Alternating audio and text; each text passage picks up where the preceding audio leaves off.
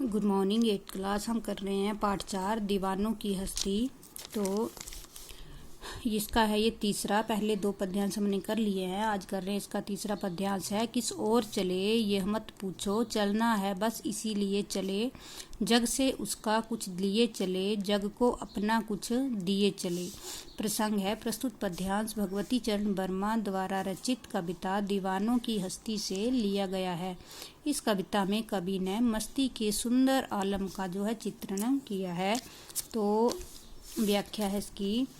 कवि कहता है कि वह किस दिशा में क्यों और कैसे जा रहा है, यह बात कोई भी मत पूछो। चलना है बस इसीलिए चले। इसी हमें तो मात्र गति करनी है, यहाँ पे है हमें तो मात्र गति करनी है, हम इसीलिए हम आगे की ओर बढ़े जा रहे हैं। जग से उसका कुछ लिए चले, जग को अपना कुछ दिए चले। हम इस संसार से उसकी कुछ चीज़ें, आदतें, स्वभाव, गुण आदि लेकर जा रहे हैं और इस संसार को अपने गुण देकर अपने ही पथ पर चल दिए हैं।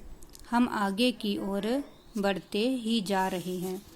आगे है नंबर 4 पर है, चौथा है। 2 बात कही 2 बात सुनी, कुछ हंसे और फिर कुछ रोए।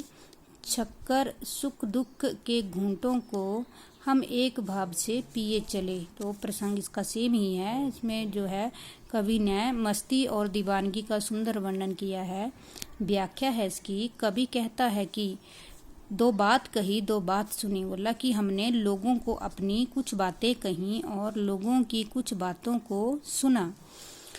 कुछ हंसे और फिर कुछ रोए। बोला हमारी बातों से कुछ लोग हंसे और कुछ लोग रोने लगे। हमारी बातों से कुछ लोगों को प्रसन्नता हुई और अनेक लोगों को पीड़ा प्राप्त हुई। तो कवि फिर कहता है कि हम सुख और दुख के घूंटों से तृप्त, कि हम जो हैं वो सुख और दुख के घूंटों से तृप्त होकर अपने हृदय पटल पर एकमात्र भाव लिए हुए या पिए हुए आगे की ओर चल दिए हैं। इसका बोलने का मतलब है कुछ खुश हुए और कुछ दुखी हुए। तो ये अगला है 5वां और 6ठा बचा है, वो मैं कल करवाऊंगी। Thank you. Have a